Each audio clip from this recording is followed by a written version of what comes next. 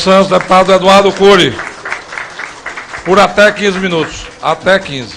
Boa tarde, senhor presidente, senhor relator, nobres deputados, deputadas, e acredito que milhões de brasileiros que devem estar prestando atenção nesse momento da vida nacional.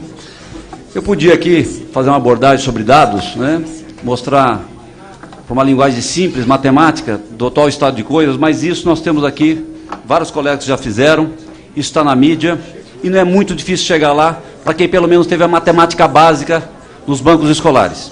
Eu vou fazer uma linguagem aqui para o cidadão comum, o nosso patrão, aquele que nos trouxe aqui e aqueles pelo qual nós temos a responsabilidade de fazer esse debate nesse momento. Primeiro, por que estamos aqui? Estamos aqui porque o país está quebrado. O governo federal está quebrado. E um país onde, numa carga tributária de 32% a 34% do PIB, tira um terço, chupa um terço de todo o esforço, todo o trabalho de uma nação, é óbvio que tem implicações também colaterais. Quem quer empreender precisa do governo, interfere na educação, interfere na saúde privada, interfere em todas as etapas da vida nacional. Então não é somente um terço que um governo quebrado influi, ele para toda uma economia. Por que estamos aqui? Estamos aqui porque esse governo tem um déficit, um rombo de 170 bi somente esse ano. 170 bi. Uma linguagem simples, ele gastou mais do que arrecadou em 170 bilhões de reais. Esse governo, o Estado brasileiro, gasta 13% do PIB com previdência. Um terço de toda a sua carga tributária, um terço de tudo que arrecada do cidadão. E uma previdência absolutamente injusta, no qual temos altos salários, privilégios sem conta, e o pequeno trabalhador recebe uma aposentadoria achatada pelo salário mínimo, a grande maioria por uma aposentadoria achatada pelo salário mínimo e sem horizonte no curto prazo. Nós temos um governo que só investe 7% do seu PIB, quando para podermos crescer 4% e resgatarmos a dignidade do cidadão brasileiro, precisaríamos crescer 4% com 25% de taxa de investimento entre público e privado. O público só investe 7%, baixíssimo. Taxa de juros, nem preciso dizer, mas as mais altas taxas de juros do mundo, que impede as pessoas de trabalharem, de empreenderem. 60% dos brasileiros estão endividados, quer seja na iniciativa privada ou na pessoa física. É por isso que estamos aqui. Esta é a situação do país. E como chegamos nessa situação? Chegamos nessa situação por 12 anos de um projeto de poder, não um projeto de atendimento ao cidadão, mascarado com um discurso que era para atender os mais pobres, mas por baixo do pano era um projeto de poder, que começou nos inícios da década de 80, com um projeto de assalto e roubo dos sindicatos. Na sequência, roubo das prefeituras. E excetuo, conheço parlamentares corretos, prefeitos corretos do PT, tenho conhecimento, mas a cúpula do PT começou a assaltar os sindicatos no início da década de 80, projeto de poder, depois começaram a assaltar as prefeituras, seu Zé Dirceu indicando pessoas para contratos fictícios. Eu sou de São José dos Campos, conheço tudo isso, começou na década de 90 em São José dos Campos, quando um secretário da Fazenda denunciou, um secretário da Fazenda que foi torturado, participou da troca dos prisioneiros pelo embaixador americano, o secretário do PT denunciou isso na prefeitura do PT, quando Lula e seus asseclas tentavam assaltar essa prefeitura, uma comissão tripartite, indicada pelo PT, por 2-1, decidiu que, na verdade, foi só uma tentativa. Começava assim os assaltos às prefeituras, na sequência o assalto aos governos do Estado, depois o governo federal. E aí não é só um projeto de corrupção, era um projeto de tomada de poder, porque mexeram nas escolas, quiseram entrar nas nossas famílias, quiseram achacar os empreendedores, tornando inviável para quem quer empreender, trabalhar e ter uma vida digna nesse país. Não era um projeto de corrupção, porque se fosse um projeto de corrupção, simplesmente se prendia e se colocava na cadeia, assumia o prejuízo. Não é, é pior do que isso. É um projeto estruturado de roubo dos valores e das liberdades individuais. Esse projeto, que hoje falam, defendendo a Constituição, votaram contra a Constituição de 88. Aqui falam que, na verdade, estão sendo aviltada a Constituição. Votaram contra, falaram que essa Constituição não era legítima e não era boa para o cidadão brasileiro. E hoje a usam para justificar os seus erros. Senhores deputados, senhoras deputadas, nossos cidadãos, e o que fazer? Nós precisamos de um limite para essa irresponsabilidade do governo federal, dos governos e de toda a classe política. Nós não temos poderes limitados. Nós não fomos eleitos para isso. Todos os deputados, senadores, prefeitos, governadores têm legitimamente o dever para implantar seus planos, para defender os seus seguidores, porque assim eu reconheço. Mas esse poder não é ilimitado. O limite desse poder é o limite do bolso do cidadão, é a capacidade que o cidadão tem de financiar esse projeto público. Isso não foi compreendido pelo projeto do PT, esse projeto de 20 anos de poder. Esse limite dessa responsabilidade não se dá somente na PEC 241. Ela deve se dar, na minha opinião, em vários outros parâmetros.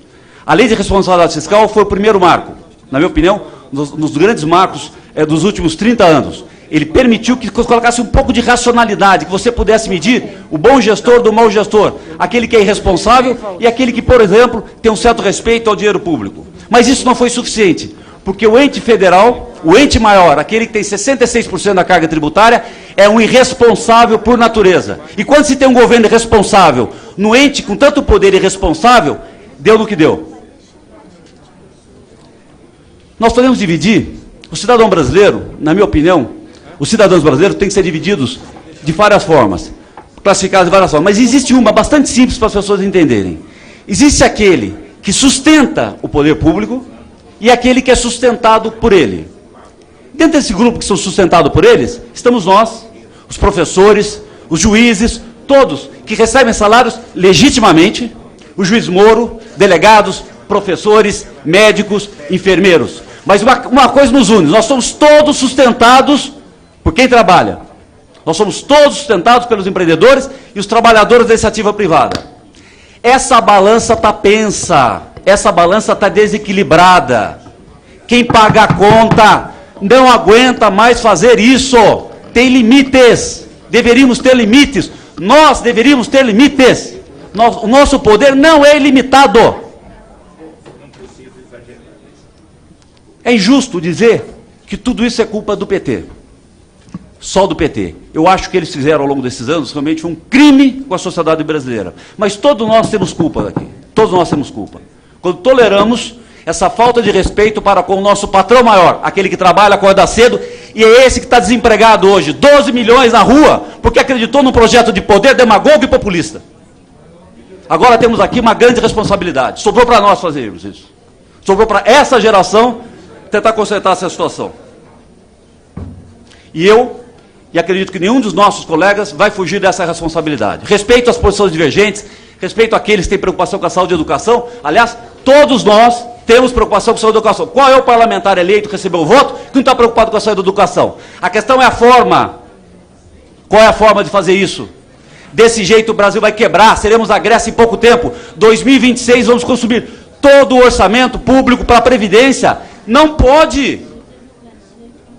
Aumentar a carga tributária, tirarmos mais de 34%, 35% do bolso do contribuinte, do cidadão, ele não aguenta pagar. Ele está com as suas empresas sendo fechadas. Os trabalhadores desse privado estão desempregados. Dessa laranja, chuparam até o bagaço, o PT chupou até o bagaço, não dá mais.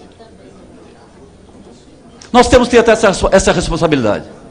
Eu não gostaria, meu primeiro mandato, eu gostaria de estar aqui discutindo coisas mais propositivas, uma coisa mais positiva. Infelizmente, houve essa herança maldita, no qual essa geração de parlamentares vai ter que dar uma solução. A 241 é só uma etapa desse processo. A PEC 241, ela é somente um primeiro degrau desse processo de limite que a classe política, governos, terão que se impor para respeitar o dinheiro do cidadão. Eu vejo aqui comentários de que isso é uma briga de Michel Temer versus a oposição. Isso é falácia, é falso. Eu não votei em Michel Temer. Quem quebrou o país votou em Michel Temer. A diferença de Michel Temer para Dilma e Lula é que ele pelo menos está tentando consertar o que foi feito. Pelo menos está tentando consertar. Ele é responsável porque apoiou o PT esse tempo todo. É responsável. Mas agora tem a responsabilidade de consertar. E eu não estou aqui por Michel Temer, pelo PSDB, eu estou aqui pelo país. Nós temos que ter a responsabilidade de consertar esse descalabro. A 241 é uma medida importante e vou direto ao assunto. Aprovada a 241, não poderão ter mais aumentos da saúde? Mentira! Poderão ter aumentos acima da inflação, aumentos reais. Aprovada a 241, não poderão ter mais aumentos reais da educação? Mentira! Poderão ter aumentos reais, só lê o texto, só sabe disso. Aprovada a 241, não poderão ter aumento para professores, médicos, para o juiz Moro, aliás, um grande herói, para os procuradores? Mentira, poderão ter aumentos. Agora, aprovada a 241, pode ter aumento real para a educação, para a saúde, mandar dinheiro para Cuba, roubar, não dá, aí não dá, para tudo não dá, vai ter que fazer opção. E aí uma medida muito importante com a aprovação da 241, no meu entendimento. Nós vamos entrar num outro regime de transparência democrática, no qual o cidadão vai ter claro, os eleitos vão ter claro o que eles vão falar para a população. Porque é fácil falar que vai aumentar gasto em saúde e educação, no dia seguinte roubar, mandar dinheiro para Cuba, mandar R$500 bilhão para o BNDES, para emprestar para as empresas dos amigos, para devolver depois com R$500 bilhão de contribuição eleitoral. Isso é fácil. Eu quero ver, dizer o seguinte, eu vou priorizar saúde e educação e vou gastar com saúde e educação. Eu quero ver falar com saúde e educação, no dia seguinte, o meu filho não ficar milionário. Eu não vim aqui para o meu filho ficar milionário, aliás, tem 3 filhas, pequenininhas. Eu quero ver isso. Com a aprovação da 241, nós vamos ter uma revolução. Que os candidatos irão para a rua e vão dizer o seguinte, eu vou subir saúde e educação acima da inflação. Para isso eu vou cortar onde não é desnecessário. Obras desnecessárias. Demagogia, populismo e corrupção também. Senhor presidente, senhores deputados, eu vou terminar antes, tá? Porque acredito que isso é tão importante que seria demagogia da minha parte utilizar todo o tempo. Eu quero dizer o seguinte, o cidadão irá nos cobrar. Aliás, nessas últimas eleições, nos últimos dias, ele já deu essa sinalização. Os demagogos e populistas receberam um recado, com salvas caríssimas exceções merecidas. O nosso papel aqui não é se eleger na próxima eleição. O nosso papel aqui não é ser bonzinho. Nosso papel aqui é falar a verdade. Essa responsabilidade nós temos que ter com os nossos filhos e nossos netos. E mais do que isso, ninguém aqui, eu não tenho procuração para endividar os filhos de vocês, os seus netos. Nenhum de nós tem essa procuração. Ninguém foi eleito para ir à rua. Eu vi ninguém eleito à rua dizer o seguinte, eu vou endividar o futuro dos seus filhos e seus netos. Ninguém falou isso, então ninguém tem o direito de fazê-lo. Eu vou votar pela aprovação da 241, que pese, ainda temos muitas reformas a fazer, mas o Brasil pelo menos será uma luz no final do túnel. Obrigado, senhor presidente. Obrigado, deputado Eduardo.